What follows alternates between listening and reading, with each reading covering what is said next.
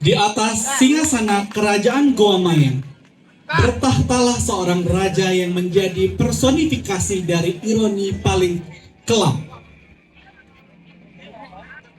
Prabu Timira secara fisik, kedua matanya tertutup selaput putih, buta sejak lahir.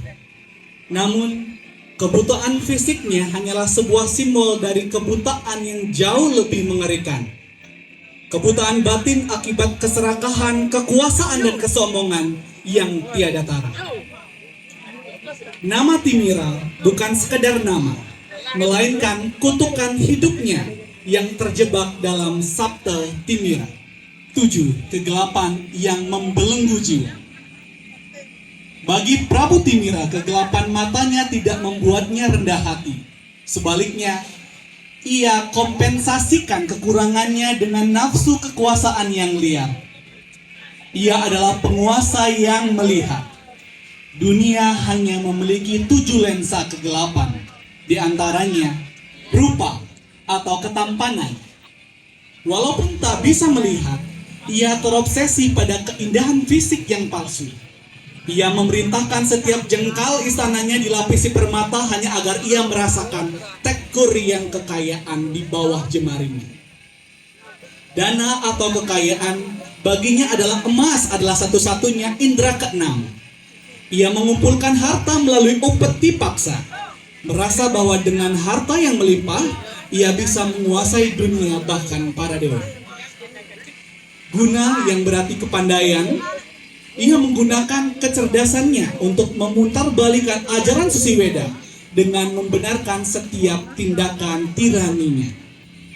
Kulina yang berarti keturunan, Prabu Timira sangatlah sombong akan darah ningratnya. Ia merasa garis keturunannya hanya membuat ia kebal dengan hukum karma pala. Yowana, ia mencari ramuan-ramuan terlarang untuk tetap awet muda, menolak siklus alami kehidupan, anitya, karena takut kehilangan kekuasaannya. Sura yang berarti mabuk, ia tidak hanya mabuk dalam minuman keras, tapi mabuk oleh kesanjungan para penjilat yang membisikkan bahwa ia adalah raja yang paling agung yang pernah ada. Kasuran atau keberanian yang salah. Ia berani menentang takdir dan menindas kaum lemah hanya untuk menunjukkan bahwa kebutaan tidak menghalanginya untuk menjadi penghancur. Puncak kehancuran Prabu Timira terjadi ketika ia mencoba menaklukkan wilayah suci di lereng Gunung Mahameru.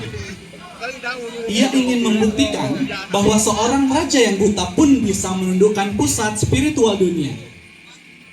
Ia mengabaikan peringatan para wiku atau pendeta bahwa kekuasaan tanpa dharma adalah jalan menuju asura loka atau alam kerendahan. Dalam kegelapan matanya, ia mulai mendengar bisikan-bisikan dari perbuatannya sendiri. Suara jeritan rakyat yang ia tindas berubah menjadi gema yang menyiksa telinganya setiap malam. Ia merasa dikelilingi oleh musuh, padahal musuh terbesarnya adalah Hahamkara, kekuatan yang ada di dalam dirinya sendiri. Kerajaannya runtuh bukan karena keserangan luar, melainkan karena pemberontakan dalam hatinya sendiri. Di akhir hayatnya, di tengah api yang membakar istananya, Prabu Timira menyadari bahwa kebutaan matanya hanyalah anugerah yang ia sia-siakan. Dewa memberinya mata yang tertutup agar ia bisa melihat ke dalam diri. Namun ia justru menggunakan kegelapan itu untuk menutupi seluruh dunia. Ia mati dalam kesendirian. Mendekap mahkotanya yang mulai meleleh, menyadari bahwa di hadapan Sang Yang Widiwasa, Sabta Timira itu hanyalah debu yang tersapu angin keadilan.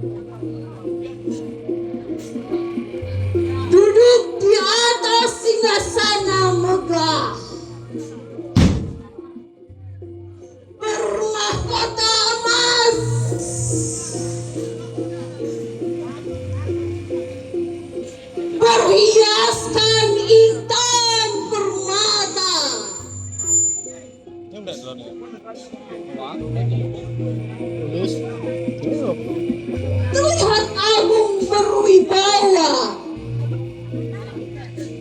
Tapi apa? Lihat sekali lagi. Lihat. Matanya buta. Matanya buta. Begitu juga batinnya. Buta, kotor, dan gelap.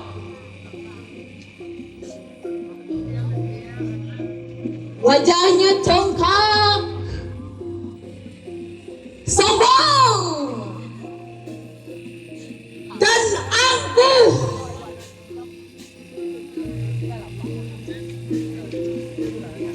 Leluhur mengajarkan kita, pemimpin seharusnya sebagai dharma raksasa.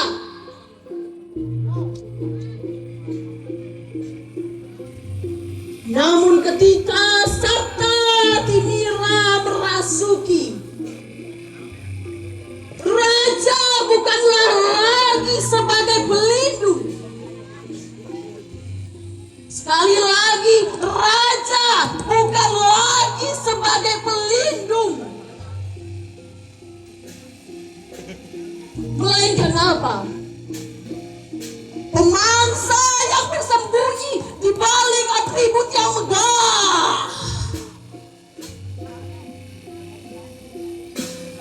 Kau rupanya mabuk oleh serupa. Elok wajah yang kau puja, tetapi kau lupa bahwa raga akan mabuk dan terkubur, kemudian hangus oleh usia.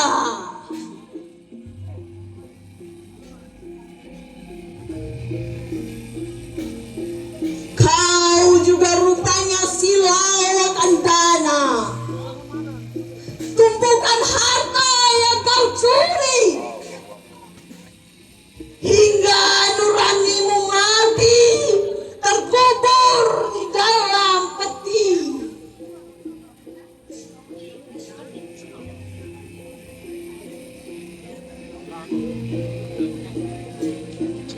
Guna juga kau jadikan cambuk,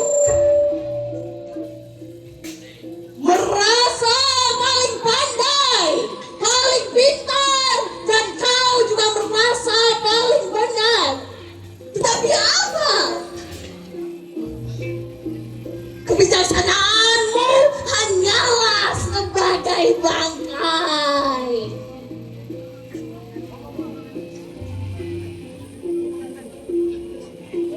Kulina kau banggakan, darah biru yang kau banggakan itu sambil menginjak darah merah rakyat yang kau lupakan.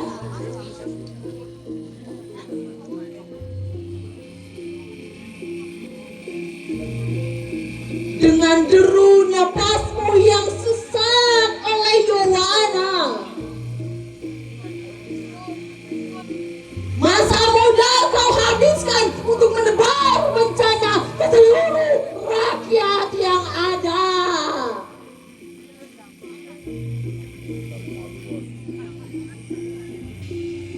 Sura juga mengalir di tenggorokanmu.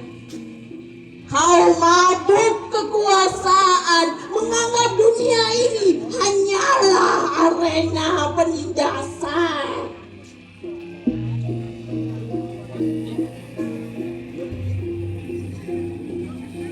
Dan satu lagi, kasuran. Keberanian palsu yang kau tancapkan hanya berani pada mereka yang tak punya kekuatan.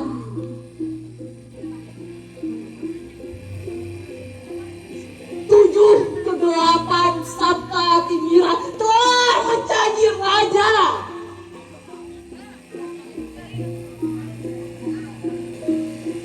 Menggantikan nurani yang tak lagi bertahta.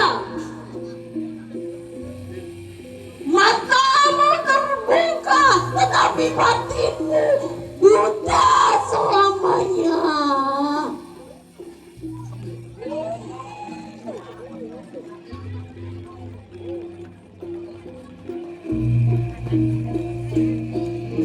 Kau melihat rakyat sebagai angka, bukan lagi sebagai fondasi kerajaan yang kini kian retak.